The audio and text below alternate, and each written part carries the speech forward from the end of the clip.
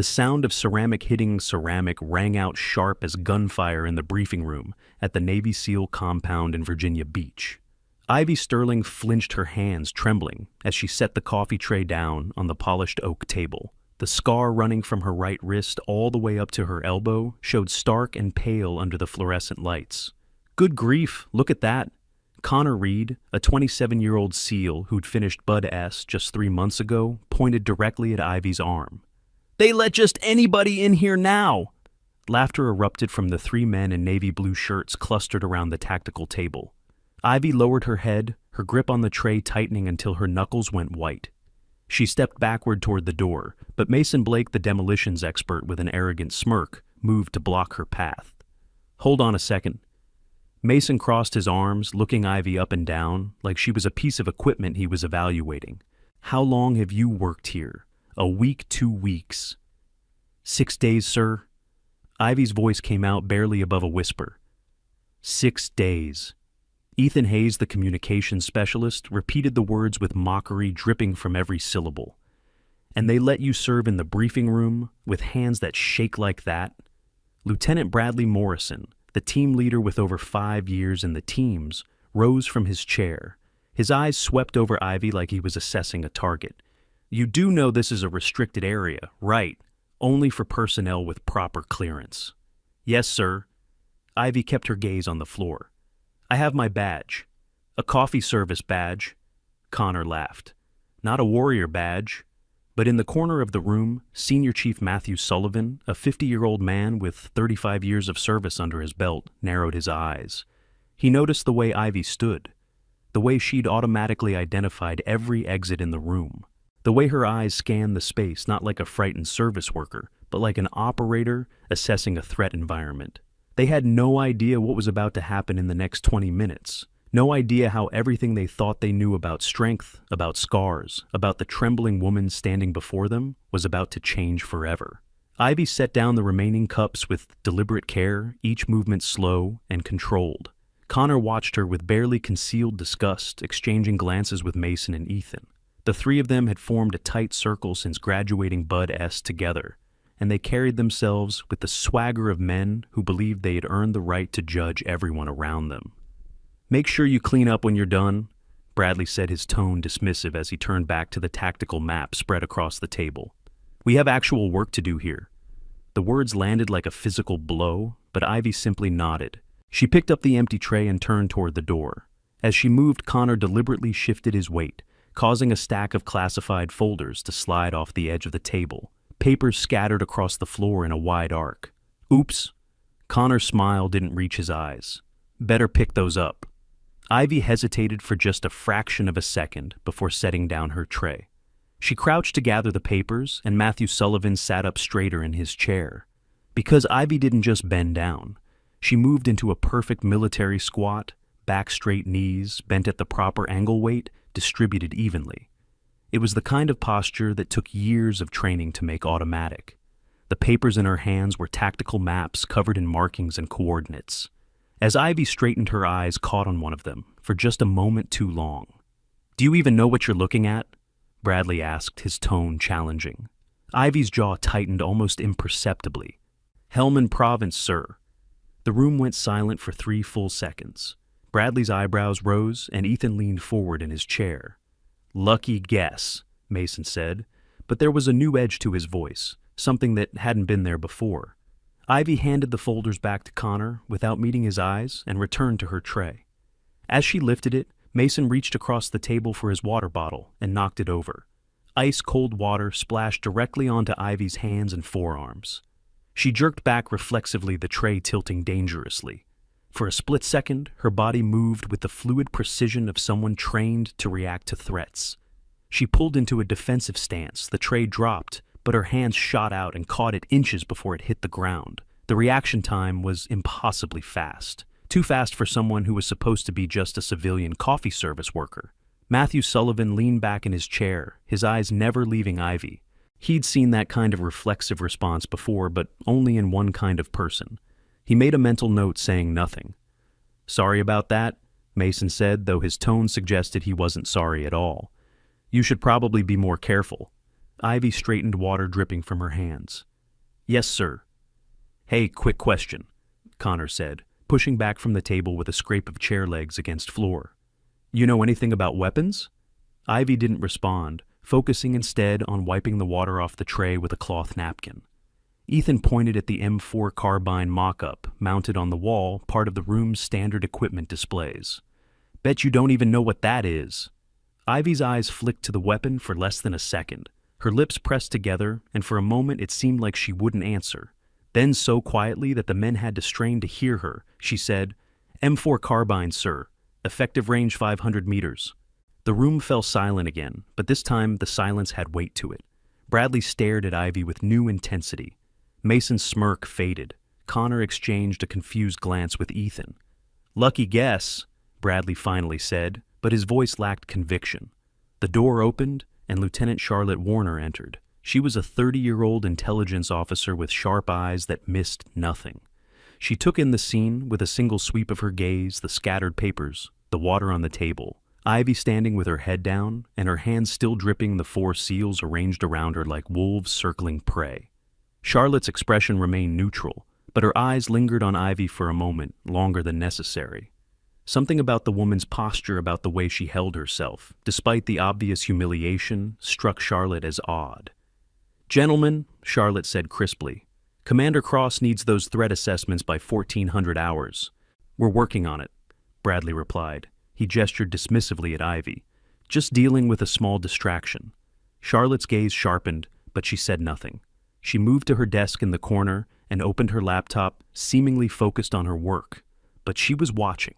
Always watching. Ivy moved toward the door again, but Mason stepped into her path. You don't belong here, he said, his voice low and hard. You understand that, right? This is a place for warriors, not for... He gestured vaguely at her trembling hands, at the scars on her arm. Not for whatever you are. He reached out as if to push her toward the door. Ivy sidestepped. It was a small movement, economical and precise. Too precise. Mason's hand met empty air, and he stumbled, slightly thrown off balance by the miss. The sidestep had been executed with the kind of spatial awareness that came from extensive combat training. Matthew Sullivan's eyes narrowed further. He set down his coffee cup, slowly, deliberately, his full attention now fixed on the interaction unfolding before him. The door opened again, and this time, Captain Samuel Mitchell entered.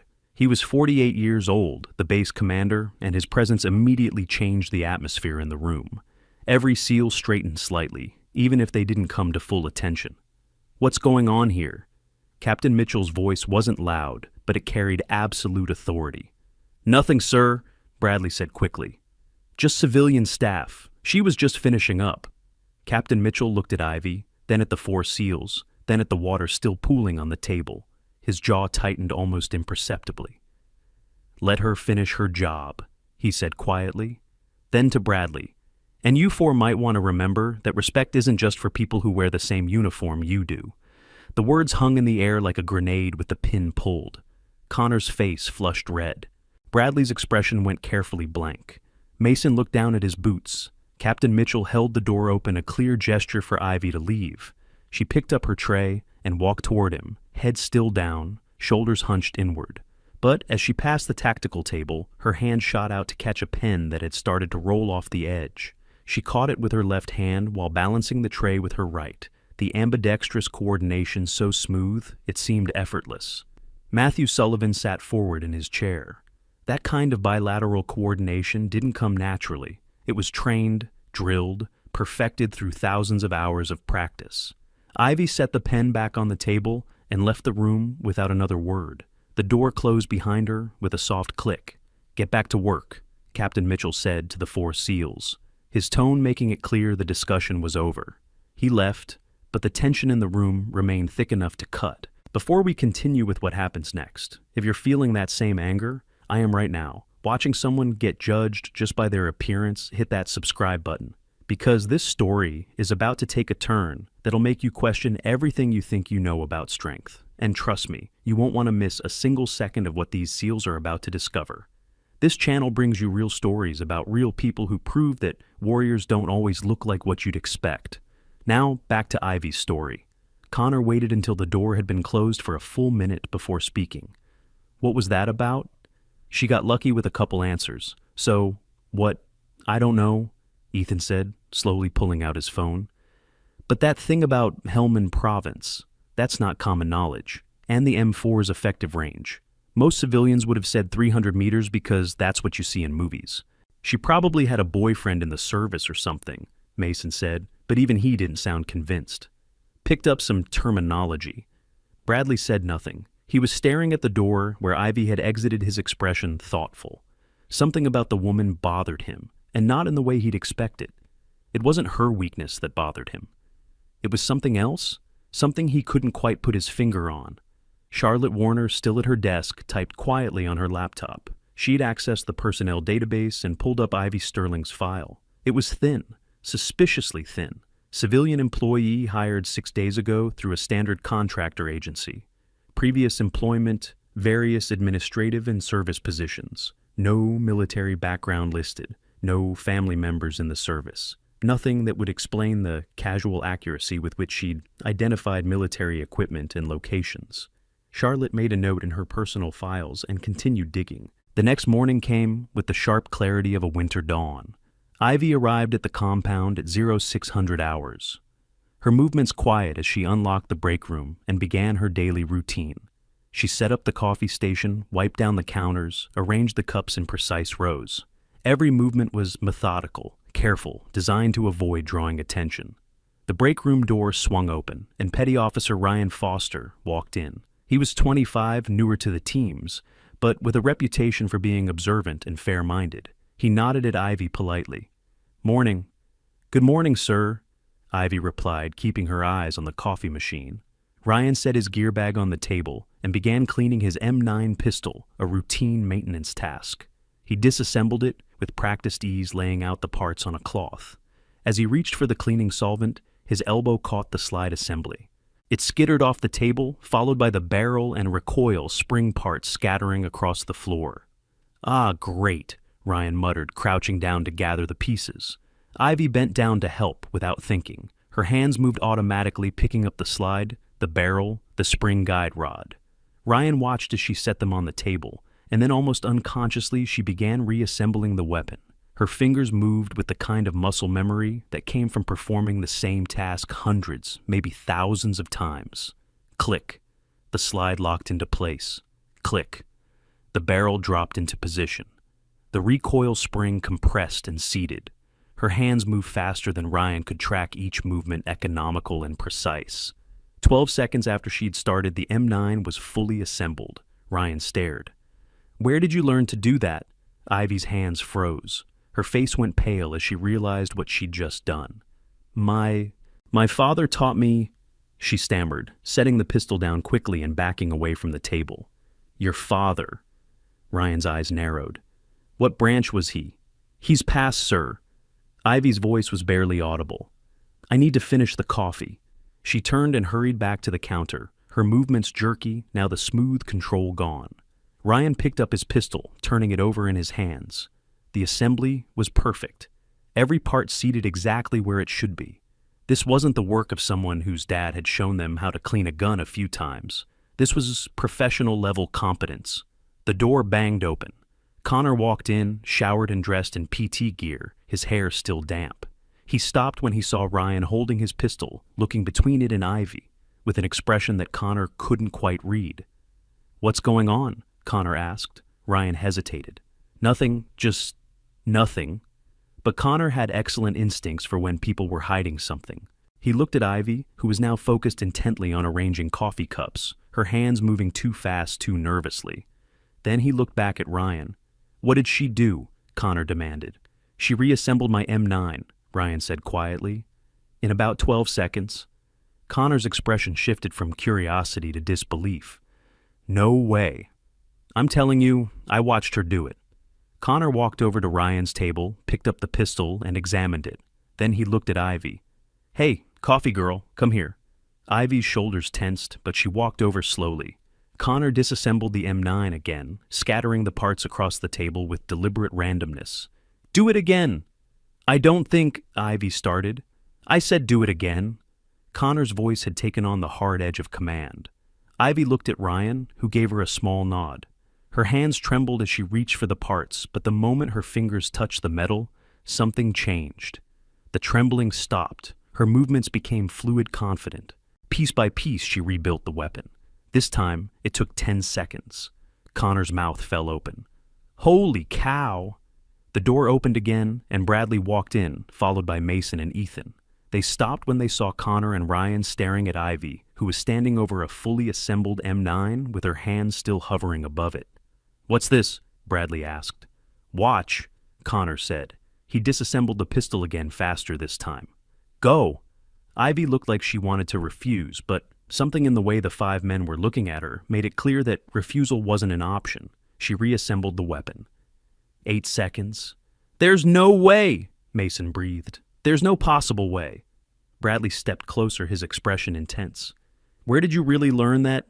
"I told you," Ivy said, her voice small again. "My father taught me." "What was his name?" Bradley pressed. "What unit was he in?" "He passed away, sir." "I asked you what unit he was in." Ivy's jaw tightened. "I don't remember, sir. I was young." Bradley stared at her for a long moment. Every instinct he'd honed over years in special operations was screaming that something didn't add up. But before he could push further, Ivy grabbed the coffee pot and practically fled back to the counter. The 5 SEALs exchanged glances. Connor shook his head slowly. "That's not normal. That's not even close to normal." "Maybe she worked on a base somewhere," Ethan suggested. "Picked up some skills."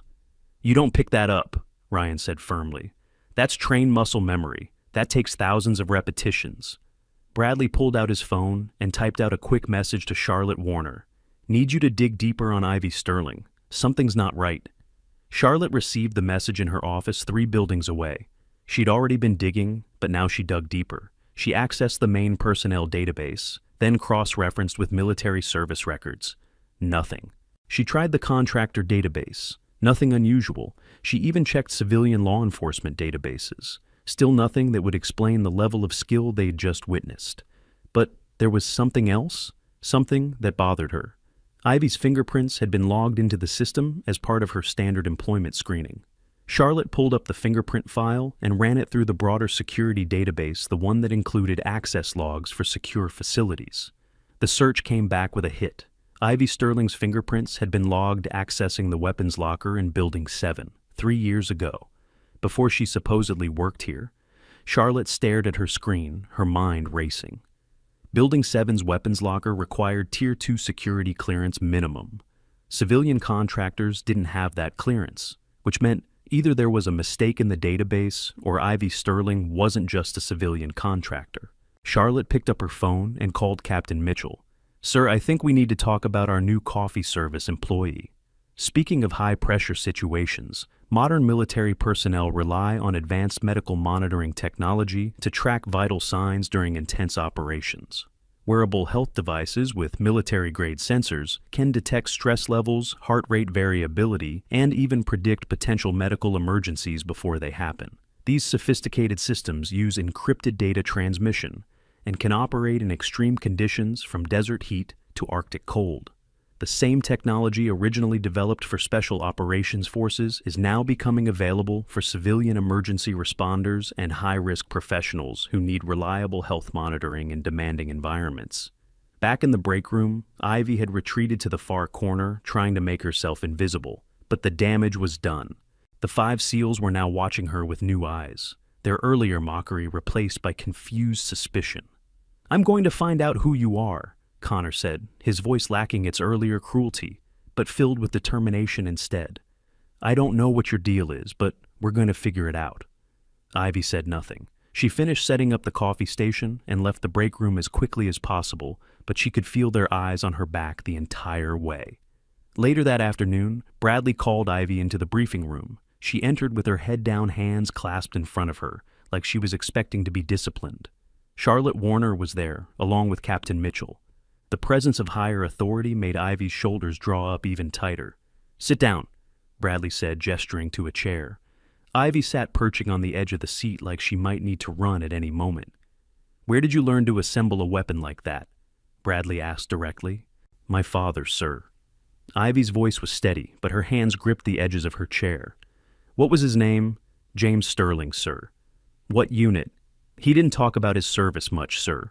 Bradley leaned forward. Miss Sterling, I've been in special operations for 7 years. I know what trained competence looks like. What you did this morning, that wasn't something a father teaches his daughter for fun. That was professional level skill. Ivy said nothing. Charlotte spoke up. We ran your background check. It's clean. Too clean, actually. There's nothing in your history that explains your capabilities. I don't understand what you mean, ma'am, Ivy said quietly. Captain Mitchell, who'd been silent until now, cleared his throat. Miss Sterling, we're not trying to get you in trouble, but this is a secure facility. We need to understand who we're allowing into restricted areas. If there's something in your background you haven't disclosed, now would be the time to tell us. Ivy met his eyes for the first time, and Captain Mitchell saw something there that surprised him. Not fear, not guilt, but a deep bone-tired resignation, like she'd known this moment was coming and had been dreading it. There's nothing to tell, sir, she said. I'm just trying to do my job. The three of them pressed her for another 20 minutes, but Ivy gave them nothing. Same story, same quiet responses, same downcast eyes. Eventually, Captain Mitchell dismissed her, but as she left, he exchanged a significant look with Charlotte. Find out who she really is, he said quietly. Use whatever resources you need. Charlotte nodded. She had a feeling she was going to need them. Over the next 2 days, the story of Ivy's weapon assembly spread through the compound like wildfire. Everywhere she went, she felt eyes on her. SEALs and support staff alike watched her move through the halls, trying to reconcile the timid, scared woman with the impossibly skilled hands. Mason, Ethan, and Connor took to following her at a distance, watching everything she did. They noticed things, small things. The way she automatically checked corners before turning down a hallway. The way she never sat with her back to a door. The way her eyes constantly scanned her environment, tracking movement and threats with unconscious precision. She moves like us, Mason said to Connor one evening as they watched Ivy leave the building. Did you see how she cleared that doorway, sliced the pie perfectly? Connor had seen it. He'd also seen the way Ivy maintained situational awareness, even when she thought no one was watching. It was subtle, but it was there, the constant vigilance that marked someone who'd operated in hostile environments. On the third day, Ivy was cleaning the equipment room when Connor found her alone. He'd been waiting for this opportunity, and he took it. He walked up behind her quietly and grabbed her arm, not hard enough to hurt, but firm enough to startle. We need to talk, he said. Who are you really? The response was instantaneous and terrifying. Ivy's free hand shot toward Connor's elbow, her body already pivoting into what he immediately recognized as a disarm position. Her stance dropped her weight, shifted, her eyes went hard and focused. For one fraction of a second, Connor was staring at someone completely different, not a scared civilian, an operator. Then Ivy caught herself. The hardness vanished from her eyes. She jerked away from Connor and backed up against the wall, breathing hard, hands trembling again. I'm sorry, she gasped. I'm sorry, I didn't mean to. Connor stared at his arm, where her hand had almost completed the disarm sequence. His heart was pounding. He'd trained with some of the best martial artists in the world, and he'd recognized that move. It was a Krav Maga modified with what looked like elements of Brazilian Jiu-Jitsu. Advanced technique, the kind that took years to make reflexive. Who are you? Connor whispered. Ivy shook her head, tears starting to form in her eyes. Please just leave me alone. She pushed past him and ran from the room. Connor stood there for a long moment, his mind reeling. Then he pulled out his phone and called Bradley. We need to meet, now, all of us, because this is bigger than we thought. An hour later, the 4 SEALs sat in Bradley's quarters. Connor recounted what had happened in the equipment room, demonstrating the disarm sequence Ivy had almost completed. That's not basic self-defense, Bradley said grimly. That's high-level combatives, the kind we learn in advanced training. So who is she? Mason demanded. Former Army Marines. Charlotte's still digging, Bradley said. But she found something interesting. Ivy's fingerprints show up in an access log for the weapons locker in Building 7 from 3 years ago. Ethan sat up straighter. Building 7 requires Tier 2 clearance minimum. Contractors don't have that. Exactly? Bradley's expression was grim. Which means either there's a mistake in the system or Ivy Sterling had security clearance we don't know about. We need to push harder, Connor said. Confront her directly. Make her tell us the truth. Or we could wait and watch, Bradley countered. See what else she reveals. If she's hiding something, she'll slip up again. They decided to wait, but they didn't have to wait long. If you're starting to see the clues I'm dropping here, you already know something big is coming. Smash that like button if you're as curious as I am about what's really going on with Ivy. The next few minutes are gonna blow your mind. Stay with me. The best part is still ahead. The following morning, the compound held a routine emergency evacuation drill. The alarm sounded at 0830 hours, a loud klaxon that sent personnel streaming toward the designated assembly points. Ivy was in the break room when it happened, and she moved with everyone else toward the exits. But Matthew Sullivan was watching. He'd been watching for days now, collecting observations, building a picture. And what he saw during that evacuation drill confirmed every suspicion he'd been harboring. Ivy didn't just evacuate. She assessed. Her eyes tracked the flow of personnel, counting heads, noting bottlenecks. She positioned herself near the exit with clear sight lines to both the main door and the emergency exit. When a young recruit stumbled, Ivy was there instantly steadying him with a firm grip that spoke of confidence and strength she'd been hiding. Matthew pulled out his phone and started recording. He captured Ivy scanning the perimeter of the assembly area. He caught the moment when she identified the ranking officer present and automatically positioned herself for clear line of sight. He documented the way she maintained a 20-foot security perimeter without even seeming aware she was doing it. This wasn't learned behavior from a father who served. This was ingrained tactical awareness, the kind that only came from operations, real operations. When the drill ended and personnel began filtering back inside, Matthew approached Captain Mitchell. "Sir, you need to see this." In Captain Mitchell's office, they watched the video together. The captain's expression grew progressively more serious as the footage played. "That's not civilian behavior," he said quietly. "No, sir, it's not." Matthew replayed a section where Ivy had automatically established a defensive position. "That's operator-level situational awareness. I've seen it 1,000 times. Hell, I do it myself without thinking. But she's supposed to be a coffee service contractor." Captain Mitchell picked up his phone and called Commander Daniel Cross, the officer who had originally been skeptical about the whole situation.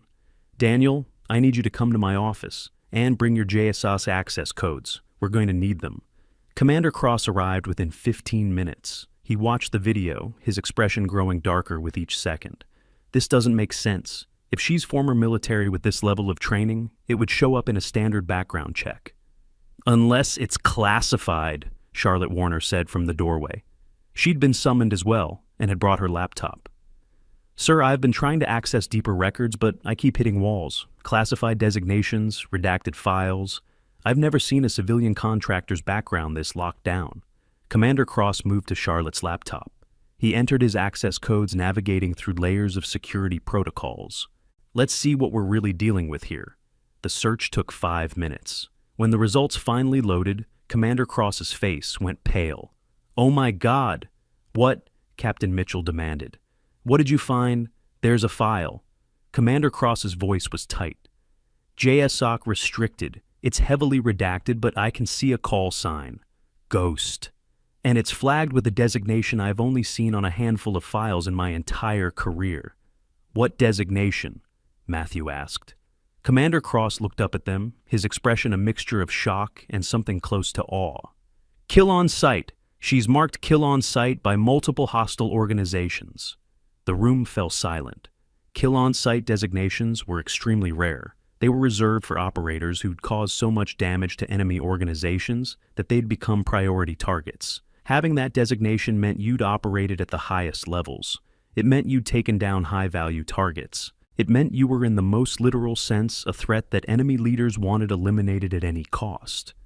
"But that doesn't make sense," Bradley said.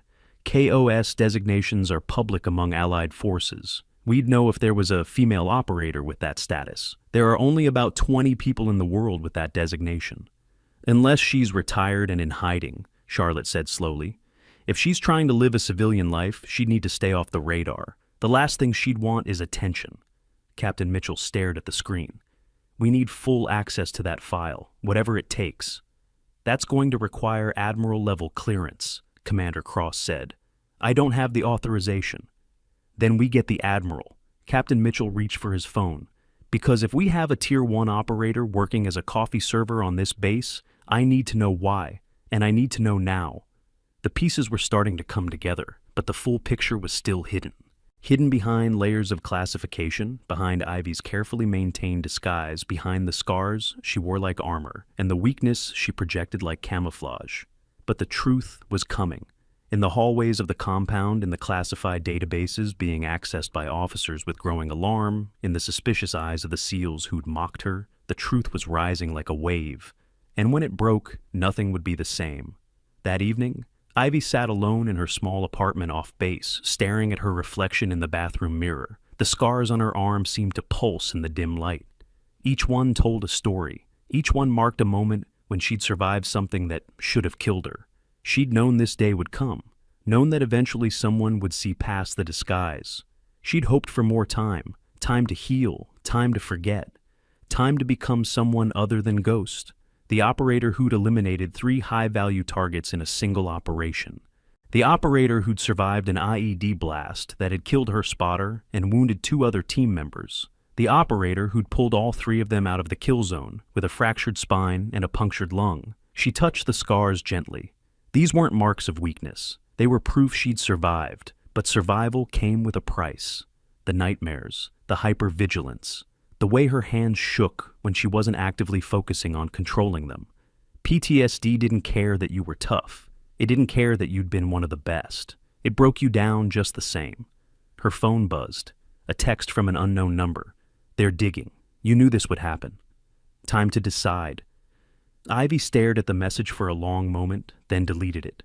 She wasn't ready to decide. Not yet. Maybe not ever. But the choice was being taken out of her hands. Forces were in motion now that she couldn't stop. The investigation was accelerating. The questions were becoming more pointed. And tomorrow, Admiral Joshua Barrett himself was scheduled to visit the compound for a routine inspection. Except, it wouldn't be routine.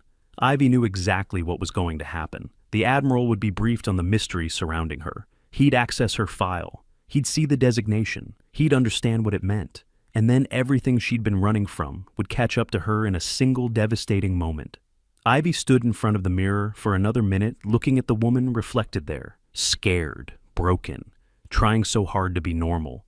Then she straightened her shoulders, lifted her chin, and looked again. For just a second, another woman looked back, strong, lethal, unbreakable, Ghost. The next morning came too quickly. Ivy reported to the compound at her usual time, knowing that today would be different. She could feel it in the air, in the way personnel looked at her, in the increased security presence around the buildings. Admiral Barrett was coming, and with him the end of her carefully constructed disguise. She went through her morning routine on autopilot, setting up the coffee station, wiping down the counters, arranging the cups. But her hands were steadier today, because she knew. The waiting was almost over. At 0900 hours, Admiral Barrett arrived. He was 58 years old, distinguished with the bearing of a man who'd spent his entire life in service. He conducted his inspection with Charlotte, Warner, and Captain Mitchell, accompanying him, reviewing operations, checking on personnel, ensuring the compound maintained the highest standards. But the real inspection was happening in a classified conference room, where the Admiral sat down with Commander Cross and reviewed the mysterious file on Ivy Sterling. The Admiral read in silence for 10 minutes. Then he sat back in his chair and removed his reading glasses. "This is her, the coffee service worker?" "Yes, sir," Commander Cross confirmed. "She's been here 6 days and no one recognized her. She's changed her appearance significantly from her operational photos, sir. And she's been very careful to project weakness. None of us suspected until she started revealing skills she shouldn't have." Admiral Barrett stood and walked to the window, looking out over the compound. "I knew her father, James Sterling. Good man. He'd be proud of what she became, and heartbroken by what it cost her." "Sir, what do we do?" Captain Mitchell asked. The Admiral was quiet for a moment. "We owe her the truth coming out on her terms. But I also owe it to my men to know who's on their base. There's a briefing scheduled for 1000 hours on the counterterrorism operations. I want her there. I want her serving coffee. And I want every person in that room to understand exactly who they've been disrespecting for the past week." "Sir, that's an order, Captain." For military veterans transitioning to civilian life, specialized financial planning services have become crucial. These programs understand the unique challenges faced by former service members, from navigating VA benefits to managing disability compensation and retirement planning. Comprehensive insurance packages designed specifically for veterans often include coverage for service-related conditions and provide financial security for families. Professional advisors with military backgrounds can help create long-term wealth strategies that honor years of sacrifice while building stable financial futures. At 10:00 hours, the briefing room filled with personnel. Connor, Bradley Mason, and Ethan were there along with Matthew Sullivan, Ryan Foster, Charlotte Warner, and a dozen other SEALs and support staff. At the front of the room, Admiral Barrett stood beside a projection screen displaying classified intelligence on current terrorism threats.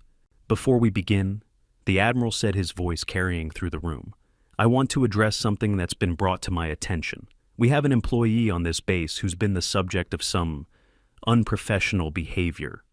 Connor's face flushed red. Bradley kept his eyes forward, but his jaw tightened. "I'm told this employee has been mock dismissed and generally treated as if her presence here is somehow less valuable than yours." The Admiral's tone could have cut steel.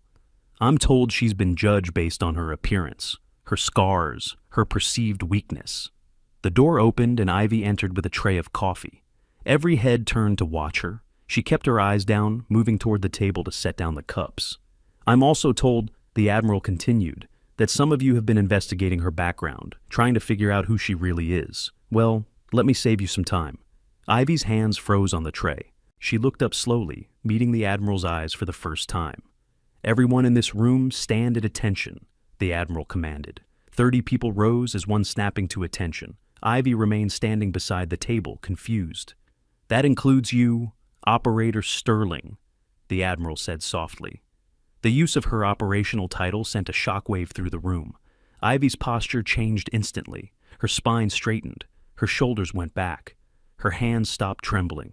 For the first time since anyone in that room had met her, she stood with the full bearing of what she really was. An operator, a warrior, one of the elite. The Admiral nodded slowly. "Better? Now let me tell you all a story about—" Connor interrupted, his voice cracking. "Sir, I don't understand.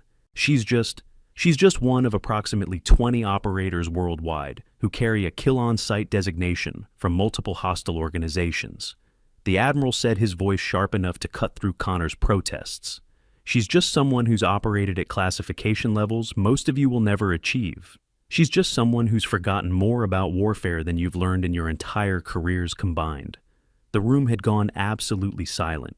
Every eye was now fixed on Ivy, seeing her with new understanding. The trembling hands, the downcast eyes, the visible scars, all of it suddenly made terrible sense. Not weakness, survival, not inability, healing. "But you didn't know that," the Admiral continued, "because you judged her by what you could see, her gender, her scars, her fear. You looked at a warrior and saw only her wounds." Bradley's face had gone pale. Mason looked like he might be sick. Ethan stared at his boots, unable to meet anyone's eyes. But it was Connor who looked the most devastated, his earlier arrogance completely shattered. The Admiral turned to Ivy. "Show them." Ivy hesitated. Her hands moved to the collar of her shirt, and for a moment it seemed like she might refuse. But then her fingers found the buttons. She undid the top 3, then turned around. She pulled the fabric down to reveal her upper back. And there, inked into her skin in perfect detail, was the proof of everything the Admiral had said. The DevGru Trident, the Naval Special Warfare Development Group insignia that marked her as one of the most elite operators in the world. Below it, 7 names written in Arabic script, each one marked with a red X, high-value targets, eliminated, and at the bottom, in Farsi script, Kashtandarnadar, kill on sight. The tattoo was intricate, detailed, and absolutely impossible to mistake. This wasn't something you got at a civilian tattoo parlor. This was operational ink. The kind that marked you as part of something most people didn't even know existed. "The names you're looking at," the Admiral said quietly, "represent 3 years of operations. Each one of those men was responsible for the deaths of hundreds, sometimes thousands of innocent people. And every single one of them is dead because of the woman standing in front of you. Nobody moved, nobody breathed. The weight of the revelation pressed down on the room like a physical force. Ivy pulled her shirt back up and turned around. Her eyes were dry, but there was something in her expression that was almost like relief. The secret was out. The hiding was over. We're about to reach the moment that changes everything. If your heart is racing right now, drop a comment telling me what you think is about to happen. Because what I'm about to reveal next, it's not just surprising, it's absolutely jaw-dropping. Keep watching. The silence stretched for 5 seconds. 10, 15. Then slowly Matthew Sullivan stood. He came to attention and rendered a crisp formal salute. "Ma'am," he said, his voice thick with emotion. "It's an honor." The salute seemed to break the spell. One by one, others began to stand. Ryan Foster, Charlotte Warner. Some of the older SEALs who understood what they were seeing. Each one coming to attention, each one offering respect. But Connor Bradley Mason and Ethan remained seated, frozen in shock and dawning horror at what they'd done. "On your feet, gentlemen," Captain Mitchell's voice cracked like a whip. "That's not a suggestion." The 4 of them stood shakily. Connor tried to salute, but his hand was trembling too badly to hold it steady. Ivy looked at them, and in her eyes was something that might have been pity. "At ease," she said quietly. Her voice when she spoke with authority was completely different, stronger, clearer. The voice of someone who'd given orders in combat zones and had them followed without question. The room relaxed slightly, but the tension remained. "I think," the Admiral said, "we need to have a longer conversation. Operator Sterling, would you join us in the conference room?" Ivy nodded. She followed the Admiral, Captain Mitchell, and Commander Cross out of the briefing room, leaving behind 30 stunned personnel trying to process what they'd just learned. Connor sank back into his chair, his head in his hands. "What have we done?" he whispered. "What have we done?" Bradley couldn't answer. He was staring at his own hands, remembering the way he'd dismissed her, the way he'd questioned her, right to be in the briefing room, the way he'd made her feel small and worthless. And all the while she'd been carrying more weight, more responsibility, more pain than he could even imagine. Mason felt physically ill. The jokes he'd made, the water he'd spilled, the way he'd blocked her path and told her she didn't belong. He'd done all of that to someone who'd earned her place in ways he was still working to achieve. And Ethan kept seeing that tattoo. Those 7 names. Each one marked with an X, each one representing an operation, a mission, a moment where Ivy Sterling had faced down evil and won. While he'd been sitting safely in his communications post, she'd been in the field eliminating threats that most people would never even know existed. In the conference room, Ivy sat across from the Admiral and 2 captains. For the first time in 6 days, she wasn't hunched over or trying to make herself small. She sat with proper military bearing, her hands steady on the table in front of her. "Why didn't you tell us?" Captain Mitchell asked, though his tone was gentle. "Because I'm trying not to be Ghost anymore," Ivy said quietly. "I'm trying to be Ivy Sterling civilian, someone who makes coffee and cleans break rooms and doesn't wake up at 3 in the morning from nightmares about missions gone wrong." "The PTSD," Commander Cross said, understanding dawning in his eyes. "That's what the trembling is." Ivy nodded. "Dr. Foster has been helping me, but it's hard. Some days are better than others, and having people mock me for my scars, for my fear, it was almost easier, because when they saw me as weak, they left me alone. And when I'm left alone, I can pretend I'm just a normal person living a normal life." "But you're not," the Admiral said, not unkindly. "You're one of the finest operators this country has ever produced. Your father would be proud. I'm proud." Tears formed in Ivy's eyes, the first real emotion she'd shown since entering the room. "The price was too high, sir. I lost too much. I can't be that person anymore." "You don't have to be," Captain Mitchell said. "But you also don't have to hide. There's a middle ground, a place where you can heal, but still hold your head up. Still let people see who you really are." "What happens now?" Ivy asked. The Admiral leaned back in his chair. "Now, we make sure everyone on this base understands what happened here. We make sure those 4 SEALs learn a lesson they'll never forget. And we offer you support. Real support. Counseling, transition assistance, whatever you need. And if I just want to keep making coffee," "Then you make coffee," the Admiral said with a slight smile. "But you do it as Ivy Sterling, retired DevGru operator, not as someone pretending to be less than she is. Ivy was quiet for a long moment, then she nodded slowly. Okay. There's one more thing, Commander Cross said. He pulled out a manila folder and slid it across the table. Your file mentions Operation Silent Thunder. August 12th, 2023. Syria. That's where you got the designation, isn't it? Ivy's hands clenched on the table. Yes, sir. The file is heavily redacted, but it says you led a 4-person team into an ISIS stronghold to eliminate 3 high-value targets. The operation was successful, but during extraction your convoy hit an IED. You sustained severe injuries but still managed to pull 3 wounded team members to safety. Is that accurate? Yes, sir. What the file doesn't say, the Admiral added quietly, is that you had a broken back when you pulled them out, and a collapsed lung, and you were under enemy fire the entire time.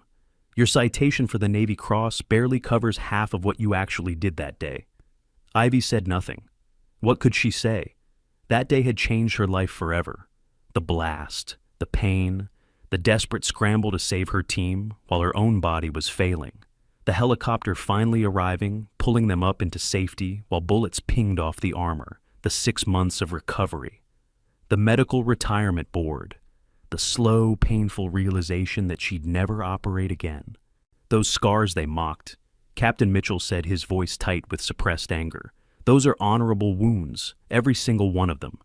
They didn't know, Ivy said softly. They couldn't have known. They should have treated you with respect anyway, the Admiral said firmly. That's the lesson here.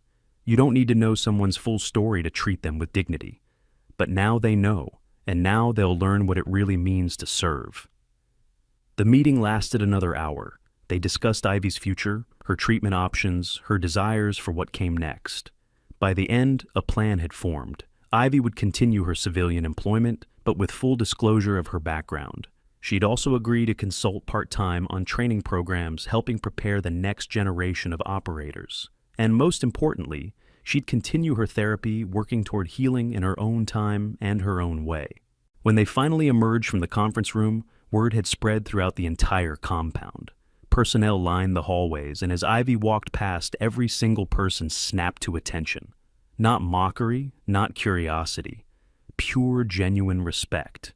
Connor stood near the entrance to the break room. When Ivy approached, he stepped forward, then dropped to one knee. Ma'am, I owe you an apology that words can't express. What I said, what I did, there's no excuse. I'm sorry. Ivy looked down at him, and something in her expression softened. Get up, Petty Officer Reed. Apologies are just words. Show me you've learned something. Connor stood wiping his eyes.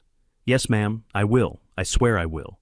Bradley Mason and Ethan stood nearby, waiting their turn. Each one offered apologies that seemed inadequate in the face of what they'd done. But Ivy accepted them with grace, understanding that they were young, that they'd made mistakes, that learning from those mistakes was what mattered. The story of Ivy Sterling spread beyond the compound within days. Not the classified details, but the broad strokes. A female operator with a kill-on-sight designation. One of the most elite warriors in the world, working a civilian job to heal from trauma. Mocked by those who should have known better. Revealed in a moment that changed everything. The response was overwhelming. Support poured in from veteran organizations, mental health advocates, and military communities around the world. Ivy's story became a teaching moment about respect, about the invisible wounds of war, about the price of service. But for Ivy herself, the revelation brought something unexpected. Peace. She'd been hiding for so long, carrying the weight of her secrets alone. Now, with the truth out, she could finally start to heal properly, could accept help without pretending she didn't need it, could look in the mirror and see both who she'd been and who she was becoming. The legal landscape for military personnel and veterans involves complex regulations that require specialized knowledge. Professional legal consultation services focusing on military law can help with everything from navigating medical retirement processes to understanding security clearance issues. Educational programs in military justice and veterans' rights law have expanded significantly, offering certification courses for attorneys who want to serve this community. Online platforms now provide accessible legal education modules covering topics like discharge upgrades, benefits, appeals, and employment discrimination cases, empowering veterans to understand their rights and options in civilian legal systems. 1 week after the revelation, Ivy stood in front of her first class. 12 female service members, all in various stages of their careers, all looking at her with a mixture of awe and hope. "My name is Ivy Sterling," she said, her voice steady and strong. "Call sign Ghost. I'm here to teach you about tactical operations, but more importantly, I'm here to teach you that your gender doesn't define your capability, your fears don't define your strength, and your wounds, visible or invisible, don't define your worth." She paused, letting the words sink in. "I have PTSD, my hands shake when I'm stressed. I have nightmares about missions that went wrong and teammates I couldn't save. I spent 6 months learning to walk again after my back was broken. I'm sharing this not for sympathy, but so you understand that even the strongest warriors carry scars. What matters is what you do with them." Among the 12 women sat Lily Carson, the young recruit who'd spoken up in Ivy's defense. Her eyes shone with unshed tears as she listened to her hero speak. "The world will judge you," Ivy continued. "Some people will say, you're not strong enough, not tough enough, not good enough. Don't let their words define you. Define yourself through your actions, through your commitment, through the way you show up every single day and do the work even when it's hard, especially when it's hard."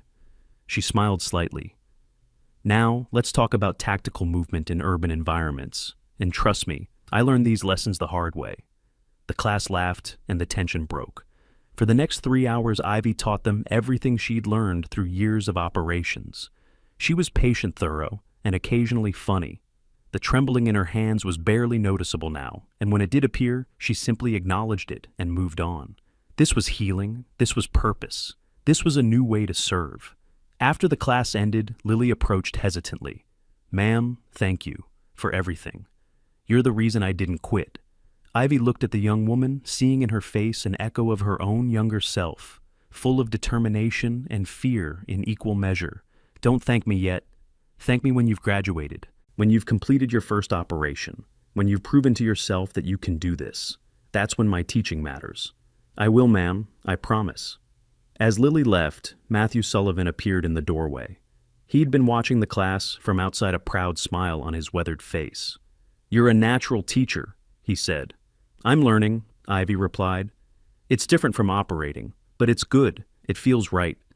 The Admiral wants to see you tomorrow. Something about a permanent position, not just consulting, a real job if you want it." Ivy considered this. A real position meant commitment. It meant putting down roots, building something stable. It meant accepting that this was her life now, not the temporary pause she'd been telling herself it was. "I'll think about it," she said finally. That evening, Ivy returned to her apartment and stood once again in front of her bathroom mirror. But this time, when she looked at her reflection, she didn't see two different people. She saw one person. Ivy Sterling, ghost, operator, coffee server, teacher, survivor, warrior, healer. All of it was her. All of it was true. Her phone buzzed with a text. This time it was from a known number. Dr. Grace Palmer, her therapist. "Proud of you. Tomorrow, 2 p.m. Ivy smiled and replied, "I'll be there." The scars on her arm caught the light as she set down her phone. She traced them gently with her fingers, feeling the raised tissue, the permanent reminder of that day in Syria, the day everything changed. But these weren't marks of weakness. They were proof of survival, proof of strength, proof that even when the world tried to break her, she'd refuse to stay broken. Connor Bradley Mason and Ethan would carry their own scars now. Not physical ones, but the kind that came from recognizing your own failures and choosing to be better. Captain Mitchell had assigned them 90 days of additional training, focused on leadership, respect, and understanding. They had also been required to write formal letters of apology, not just to Ivy, but to every person on the compound, to acknowledge publicly what they'd done and what they'd learned. It was a hard lesson, but necessary, because the world needed warriors who understood that strength came in many forms, that respect wasn't conditional on rank or appearance, that everyone you met is fighting a battle you know nothing about. Outside Ivy's window, the sun was setting over Virginia Beach. The The compound would be quiet now, most personnel either at dinner or off duty. Tomorrow would bring new challenges, new lessons, new opportunities to heal and grow. But tonight, Ivy Sterling was content. For the first time in 3 years, she felt like maybe, just maybe she was going to be okay. The nightmares would still come. The PTSD wouldn't vanish overnight. The trembling hands would return in moments of stress. But she was learning to accept these things as part of her story, not the whole story. She was learning to be both Ghost and Ivy, operator and civilian, strong and vulnerable, all at once. And that she thought as she prepared for bed was the real victory, not the missions she'd completed or the targets she'd eliminated, but the simple act of surviving her survival, of finding a way to live with what she'd done and what had been done to her, of learning that warriors don't just fight enemies, sometimes they fight themselves, and sometimes winning that fight means asking for help, means letting people see your scars, means accepting that healing is just as brave as operating.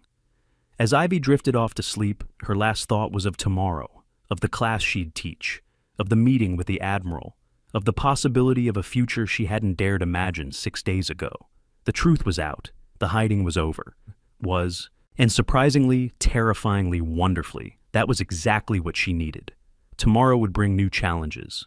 But tonight, Ivy Sterling Call, Sign Ghost former DevGru operator, survivor teacher, and warrior, finally had peace.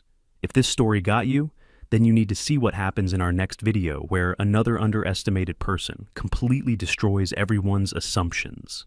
Click that notification bell so you never miss these incredible true stories. And, hey, share this with someone who needs to remember that you can't judge a book by its cover.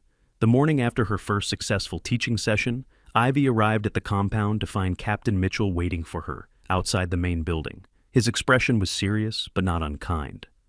"Walk with me," he said.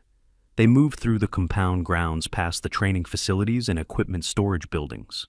The early morning air was crisp, carrying the salt smell from the ocean just a few miles away. "The Admiral and I have been discussing your situation," Captain Mitchell began. "Specifically what happened with Reed, Morrison, Blake, and Hayes." Ivy tensed slightly but kept walking. "They've been formally reprimanded, written counseling statements in their personnel files. But I don't think that's enough." He stopped and turned to face her.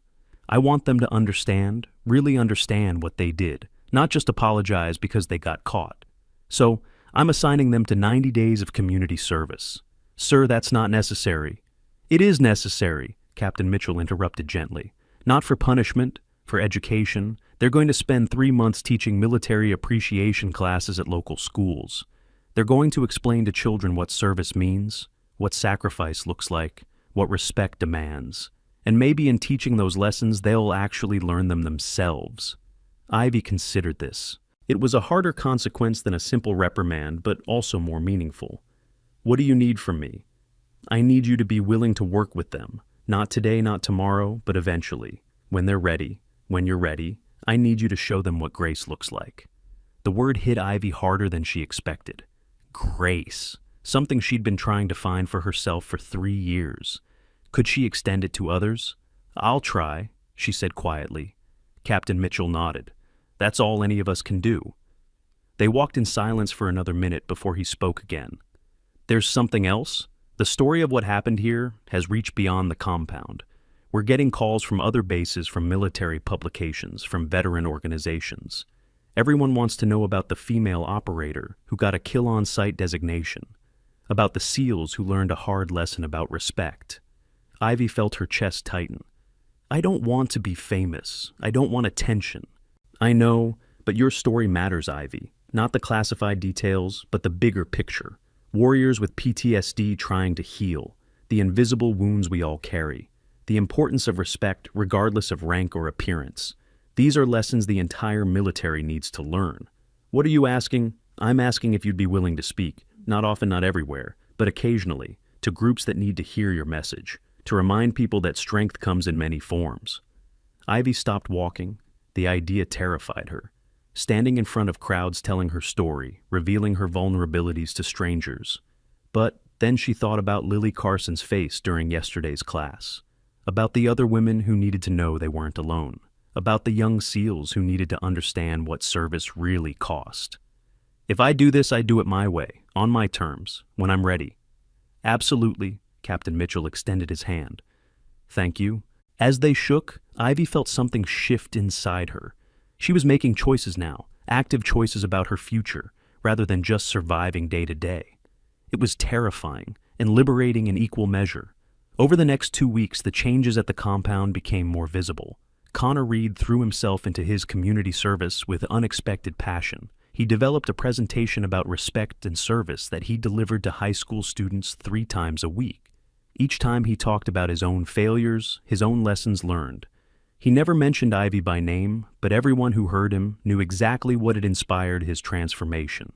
Bradley Morrison struggled more. He'd been stripped of his team leader position, and the demotion stung. But Master Chief Caleb Hunt took him under his wing, mentoring him through the difficult process of rebuilding his reputation and, more importantly, his character. "Leadership isn't about being the toughest or the loudest," Caleb told him one afternoon as they ran morning PT together. "It's about seeing people, really seeing them, understanding that everyone has a story, everyone has value, everyone deserves respect." Bradley absorbed these lessons like a man dying of thirst. He attended Ivy's classes when he could, sitting in the back, taking notes not on tactics, but on how she treated her students, with patience, with understanding, with the kind of respect he'd failed to show her.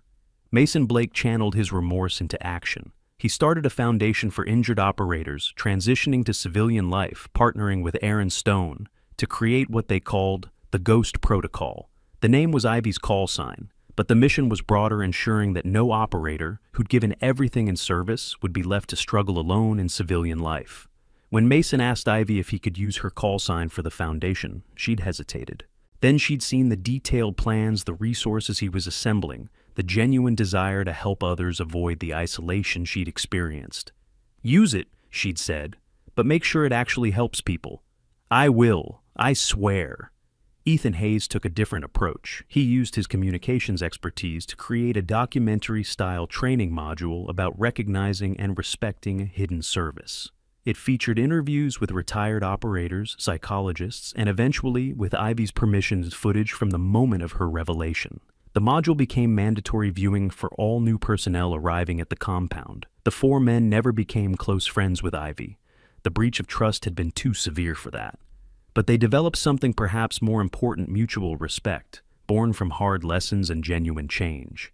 3 weeks after the revelation, Admiral Barrett returned to the compound for a special ceremony. Word had spread quickly and the assembly area was packed with over 200 personnel. Ivy stood at the front, uncomfortable with the attention, but understanding its necessity. "We're here today," the Admiral began, his voice carrying across the silent crowd, "to address a failure, not an operational failure, a human one.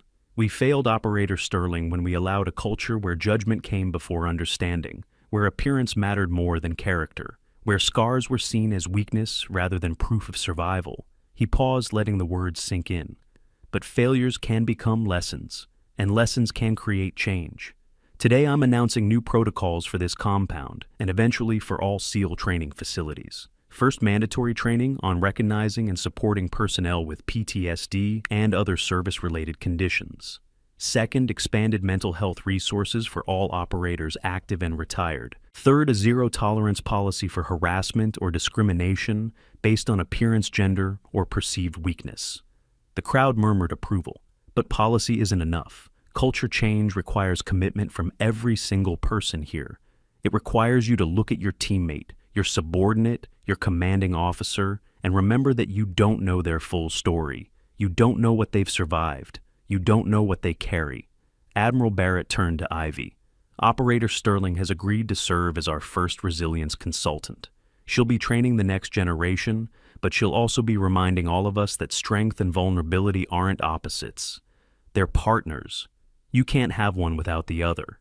He reached into his pocket and pulled out a challenge coin, but this wasn't a standard coin. It was custom-made, larger than usual, with the DevGru insignia on one side and words engraved on the other, "Silent no more." "This coin represents a promise," the Admiral said, placing it in Ivy's hand. "A promise that we see you, we hear you, we honor you. Not just for what you did in service, but for who you are now. for your courage in healing, for your willingness to teach, for your grace in forgiving those who wronged you. Ivy looked down at the coin, feeling its weight. Then she looked up at the crowd, and for the first time since her revelation, spoke to all of them at once. "I don't need to be honored," she said, her voice steady but not loud. "I need to be understood. Every operator in this compound is fighting battles you can't see. Some are fighting memories, some are fighting injuries, some are fighting the gap between who they were and who they're becoming. Don't judge them. Don't dismiss them. See them." She held up the coin. "This says silent no more. But it's not just about me speaking up. It's about all of us refusing to be silent when we see injustice. When we see someone struggling, when we see a teammate in pain, silence enables harm. Speaking up creates change." The crowd erupted in applause. Ivy felt her face flush, but she held her ground. This was part of healing too. Being seen, being heard, accepting that her story mattered. After the ceremony, Connor approached her hesitantly. "Ma'am, I know I've apologized before, but I wanted you to know that I've been accepted into a counseling program for service members transitioning to civilian life. I'm going to help people like you, people I didn't understand before." Ivy studied him. His arrogance was gone, replaced by something that looked like genuine humility. "That's good, Connor. Really good. But do it because you want to help people, not because you want to feel better about what you did to me." "I will. I am." He paused. "Can I ask you something? How do you forgive yourself for the things you can't change?"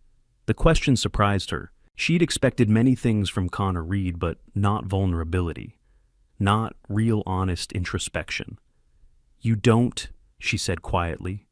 "You can't change the past. You can only choose what you do next. Choose to be better. Choose to help others. Choose to learn from your mistakes instead of repeating them. That's not forgiveness. That's growth. And sometimes growth is more important." Connor nodded slowly, absorbing this. "Thank you, ma'am." As he walked away, Matthew Sullivan appeared at Ivy's side. "You handled that well." "I'm learning." "We all are." Matthew looked out over the compound. "You know I've been in the teams for 35 years. I've seen a lot of operators come and go. Some wash out, some retire with honor, some carry their service well, and some carry it like a weight that crushes them. But I've never seen anyone transform a command the way you have. Not through your operations, though, those were impressive. Through your presence, your honesty, your refusal to pretend that service doesn't cost.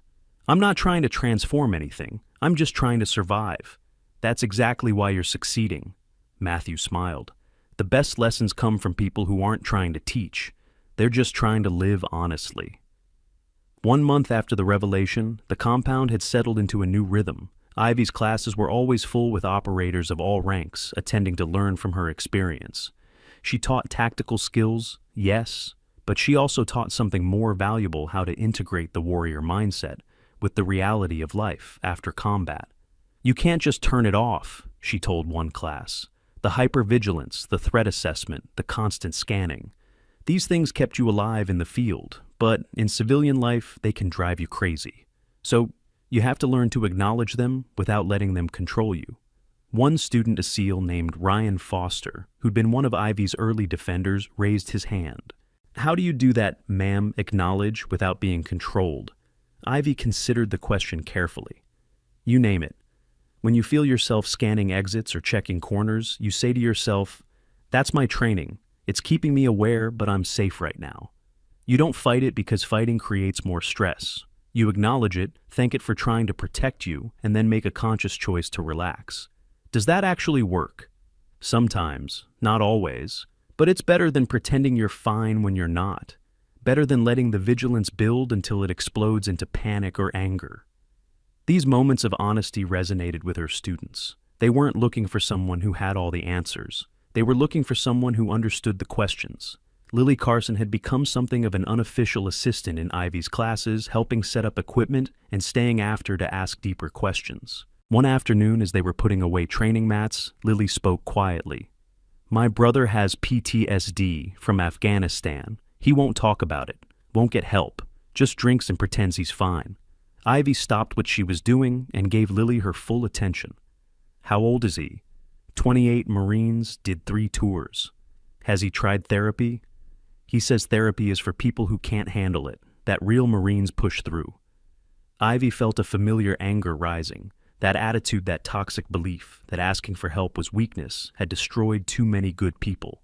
Tell your brother something for me. Tell him that the strongest Marines I know are the ones brave enough to admit they're struggling. Tell him that pushing through doesn't make you strong, it makes you broken. And tell him that someone with a kill-on-sight designation says therapy saved her life. Lily's eyes widened. You really think it'll help? I don't know, but I know that silence kills. And if there's even a chance he'll listen, it's worth trying. 2 weeks later, Lily found Ivy after class with tears streaming down her face. For a moment, Ivy feared the worst. Then, Lily smiled through her tears. He called the VA, my brother. He's starting counseling next month. He said if Ghost can admit she needs help, then maybe he can too. Ivy pulled Lily into a hug, something she rarely did. But this moment deserved it, because this was why her story mattered. Not for fame or recognition, but for moments like this, for lives potentially saved, for families potentially healed. Tell him I'm proud of him, Ivy said, and tell him he's not alone. As spring turned to summer, the ripple effects of Ivy's presence continued to spread. The Ghost Protocol Foundation that Mason had created helped 17 retired operators find employment and housing in its first 3 months. Connor's presentation on respect had been delivered to over 40 schools, reaching thousands of students. Bradley had earned back his team leader position through consistent demonstration of change behavior. Ethan's training module was being adopted by SEAL teams across the country. But perhaps the most significant change was harder to quantify. It was the way personnel at the compound looked at each other now, with more curiosity and less judgment, with more compassion and less assumption, with the understanding that everyone carried something and everyone deserved respect. Captain Mitchell called it the Ghost Effect. You haunted us into being better, he'd told Ivy with a smile, and I mean that in the best possible way. On a warm July afternoon, Ivy sat in Dr. Grace Palmer's office for their weekly therapy session. These meetings had become anchors in her weak safe spaces, where she could process the rapid changes in her life. You seem more settled, Dr. Palmer observed. Less like you're waiting for everything to fall apart. Ivy considered this. I think I'm accepting that this is my life now, not a temporary pause, not a hiding place, my actual life. How does that feel? Terrifying, but also good. For 3 years I felt like I was in limbo, neither ghost nor civilian, just stuck. Now I'm both, and somehow that's okay. That's significant progress, Ivy. Really significant. They talked through the ongoing challenges, the nightmares that still came, though, less frequently, the trembling that appeared during high-stress moments, the guilt over teammates she couldn't save. These things didn't disappear just because her secret was out, but they were becoming manageable. I want to talk about something, Ivy said as their session neared its end. The Admiral asked if I'd speak at the Navy Cross ceremony next month. Public event, lots of media, other recipients. I said I'd think about it. What's holding you back? Everything. Ivy laughed, but there was no humor in it. Standing in front of hundreds of people, cameras, questions, having to relive the mission, having to be Ghost in front of the world. But maybe it's time. Maybe telling the story publicly is the next step in healing. Maybe other people need to hear it. Dr. Palmer nodded slowly. What do you need to feel safe enough to do it? They spent the rest of the session developing a plan, boundaries Ivy could set, support systems she could rely on, exit strategies if it became overwhelming. By the time Ivy left the office, she'd made her decision. She was going to speak, not as Ghost the legend, as Ivy the human, and she was going to tell the truth about what service costs. The day of her public speech arrived with unexpected calm. Ivy stood backstage at a conference center in Virginia Beach, listening to the murmur of the crowd. Over 500 people filled the auditorium, military personnel, veterans' family members, media representatives, all of them waiting to hear from the mysterious female operator who'd been mocked and then revealed. Connor, Bradley, Mason, and Ethan sat in the front row. They had asked if they could attend, and Ivy had agreed. They were part of her story now, for better or worse. When the moderator called her name, Ivy walked onto the stage with her head high. She wore civilian clothes, a simple blue blouse, and dark pants, but she carried herself with military bearing. The trembling in her hands was barely noticeable. My name is Ivy Sterling. She began, her voice clear and steady through the microphone. Call sign Ghost. For 8 years I served in Naval Special Warfare Development Group. I completed 47 operations across 6 countries. I eliminated 3 high-value targets. I saved the lives of 7 teammates. And then on August 12, 2023, an IED blast ended my career and nearly ended my life. The audience was completely silent. The scars you can see, Ivy continued, rolling up her sleeve to reveal the marks on her arm, are from that blast and the surgeries that followed. But the scars you can't see are deeper. PTSD, depression, anxiety, the kind of wounds that make your hands shake when you're stressed, that make you check exits compulsively, that wake you up at 3 in the morning, convinced you're back in Syria with bullets flying and your team bleeding out around you. She paused, letting the words land. For 3 years I hid. I pretended to be just a civilian, just a woman with visible scars and invisible pain. I took a job serving coffee because I thought if I could be invisible enough, maybe I could heal. Maybe I could forget. But 6 weeks ago, that hiding ended. 4 Navy SEALs who I served coffee to decided I wasn't good enough to be in their space.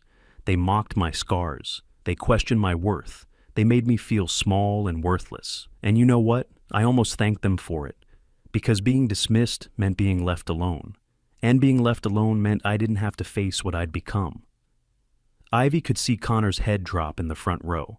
Bradley wiped his eyes. Mason and Ethan sat, frozen faces tight, with remembered shame.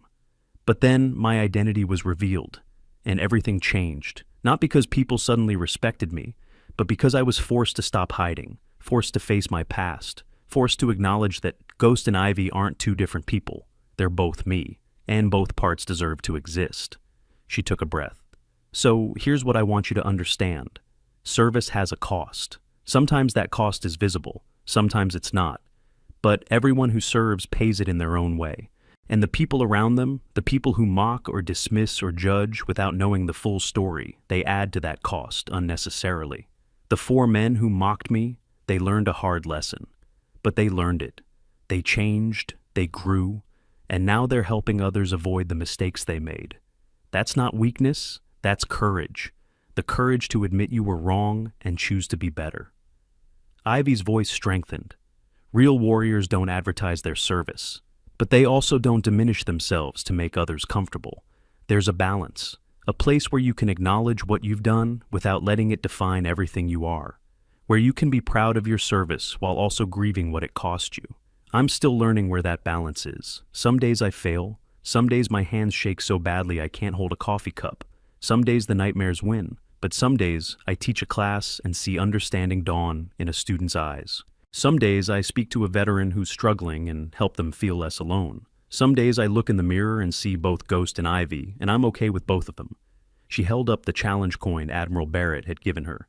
This says silent no more. It means I'm done hiding. Done pretending I'm fine when I'm not, done accepting that wounds should be invisible, and it means I'm asking you to join me, to speak up when you're struggling, to ask for help when you need it, to refuse to be silent about the real cost of service.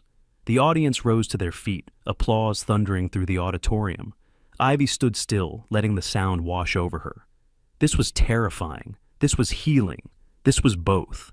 After the speech, dozens of people wanted to talk to her. Veterans sharing their own struggles, family members crying in gratitude for words that explained what their loved ones couldn't say, young service members thanking her for showing them that asking for help wasn't weakness. It was overwhelming. It was exhausting. It was exactly what she needed. As the crowd finally dispersed, Connor approached one last time. "Ma'am, I just want you to know, what you said up there about us learning and growing, that meant everything. You could have destroyed us. You had every right to. But you gave us a chance to be better. Thank you." Ivy looked at him for a long moment. Then she extended her hand. "You earned that chance, Connor, by doing the work, by actually changing. Don't waste it." "I won't, I swear." As he walked away, Ivy felt something she hadn't felt in years. Not quite happiness, not quite peace, but something close, acceptance of her past, of her present, of the uncertain future stretching ahead. The next 2 months passed in a blur of teaching, speaking engagements, and therapy sessions. Ivy found her rhythm learning when to push herself and when to rest, Learning that healing wasn't linear, that some days were harder than others, that progress looked different for everyone. She accepted the Admiral's offer of a permanent position, resilience consultant with a focus on training and mental health advocacy. It was official now. This was her career, her purpose, her life. On a cool October evening, Ivy sat in her apartment reviewing lesson plans for the next day's class. Her phone sat beside her on the table, silent as always. She'd gotten better about checking it less obsessively, about trusting that immediate danger wasn't lurking in every shadow. Then it buzzed. A text from an unknown number. Avy picked up the phone, expecting spam. Instead, she saw an encrypted message notification, the kind used by active operators for secure communications, the kind she shouldn't be receiving anymore. Her heart rate spiked. She entered her old encryption key expecting it to fail. It didn't. The message loaded, Priority Alpha Classification, a level reserved for immediate threats to national security. The message contained a single video file. Ivy's hand started shaking as she pressed play. Grainy footage appeared on her screen, a compound in what looked like northern Iraq or eastern Syria. Date stamp 3 days ago. The camera zoomed in on a figure emerging from a building. Ivy's blood went cold. She knew that face, knew it better than she knew her own, because it was the face she'd seen through a scope on August 12, 2023, the face she'd confirmed dead after Operation Silent Thunder, the target whose elimination had earned her the Navy Cross and the Kill On Sight designation, Target Alpha, the ISIS commander who'd been responsible for the deaths of over 400 civilians and 30 coalition soldiers. The man who'd sworn to kill every American operator who came for him.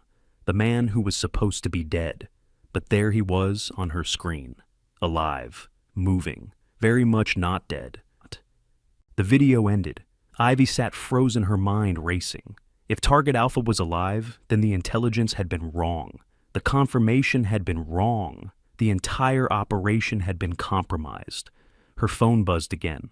This time, a voice call from the same unknown number. Ivy answered, her voice steady, despite the adrenaline flooding her system. Ghost! The voice on the other end was digitally distorted, impossible to identify. Who is this? Someone who knows what you're looking at right now? Target Alpha survived the strike. He's been in hiding for 3 years, building resources, planning revenge, and he knows you're alive. Ivy's grip tightened on the phone. How? He has sources everywhere. The revelation of your identity at the compound went wider than you think. Your face is out there now. Your name. Your location. What does he want? What he's always wanted. To kill the woman who killed his operation. You have 48 hours before he moves on the intelligence he's gathered. 48 hours to decide what you're going to do about it. I'm retired. Medical discharge. I don't... Your ghost, the voice interrupted. You finished the mission before. You can finish it now. The question is, will you? The line went dead. Ivy sat in her apartment phone, still pressed to her ear. Mind reeling. 3 years ago, she'd been carried off that battlefield, convinced she'd finished what she started. Convinced she'd eliminated a threat and earned her retirement. Convinced that part of her life was over. But some missions never really end. She stood slowly and walked to her bedroom closet. Behind her, civilian clothes pushed far into the back, was a locked case she hadn't opened since the day she'd been medically retired. Inside were the items she'd kept from her operational days. Dog tags, photos of her team, a challenge coin from her first successful mission, and something else. A phone. A specialized encrypted device used for contacting active-duty JSOS personnel. Ivy stared at it for a long moment.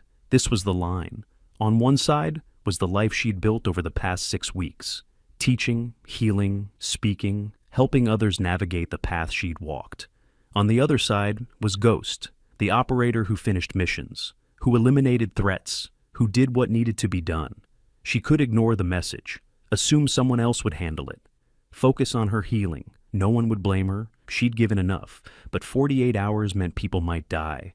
Operators, civilians. Anyone Target Alpha decided to target in his quest for revenge. And she had the skills. She had the knowledge. She had the ability to stop him. Ivy picked up the operational phone with steady hands. She powered it on, waited for it to boot up, and stared at the contact list. Names of people she'd operated with. People who'd know what to do. People who could help. The apartment felt very quiet. Outside, Virginia Beach continued its normal evening routine, people eating dinner, watching television, living their lives in blessed ignorance of the threats that lurked in distant places. Ivy looked at her reflection in the bedroom mirror one last time. She saw both versions of herself now. Ivy the civilian, Ghost, the operator, both real, both necessary, both part of who she was. The phone in her hand felt heavier than it should, not from its physical weight, but from the weight of the choice it represented. Return to operations even temporarily, and risk everything she'd built. Ignore it, and risk lives she might have saved. Some missions never really end, she whispered to her reflection. Then Ivy Sterling call, sign Ghost retired, Dev Gru operator, teacher advocate survivor, and warrior made her choice. She began typing a message to her old team leader, her fingers moving with the certainty of someone who'd finally understood what she'd been trying to tell others all along. You can be both, broken and whole, vulnerable and strong, retired and still ready. The real strength wasn't in choosing one or the other. It was in accepting that you were always both. And sometimes, when the situation demanded it, you had to let both parts work together. The message sent. Ivy set down the phone and walked back to her living room. She had 48 hours to decide how this chapter of her story would end. Or if it would end at all. Because maybe Ghost wasn't done yet. Maybe healing didn't mean forgetting. Maybe peace didn't mean stopping. Maybe the real mission was learning to carry both lives simultaneously. The teacher and the operator. The advocate and the warrior. The woman who helped others heal, and the woman who still had one mission left unfinished. Outside her window, the sun had set completely. The compound would be quiet now, her students preparing for tomorrow's lessons. Connor, Bradley, Mason, and Ethan continuing their work of redemption. The entire community she'd helped transform moving forward. But Ivy stood still, caught between two worlds. And for the first time since her revelation, she realized she didn't have to choose. She could be both. She could teach and operate. She could heal and fight. She could be Ghost and Ivy, all at once. The phone buzzed one final time, a response from her old team leader, 2 words. Welcome back. Ivy smiled. It wasn't a happy smile. It wasn't a sad smile. It was the smile of someone who'd finally understood that life doesn't give you clean endings. It gives you continuous beginnings, continuous choices, continuous opportunities to define who you are and who you're becoming. The scars on her arm caught the light from the lamp, battle honors, proof of survival, reminders of the price she'd paid, but also reminders that she'd paid it and kept going, that she'd been broken and rebuilt herself, that she'd been Ghost, then Ivy, and now both. And Target Alpha, wherever he was about to learn what every other enemy had learned before him. You can knock Ghost down, you can wound her, you can force her into hiding, but you can't kill her. Some warriors retire, some fade away, some break under the weight, but some warriors heal, transform and come back stronger than before, come back as teachers who understand pain, as advocates who know the cost, as operators who've learned that the real mission isn't eliminating threats, it's surviving them, learning from them, growing beyond them, and when necessary, finishing what you started. 3 years ago, Ivy Sterling thought Operation Silent Thunder had ended on a battlefield in Syria. Tonight, looking at her phone and the choice before her, she finally understood the truth. Some missions never end. They just evolve. They transform. They become something bigger than a single operation or a single moment. They become a lifetime.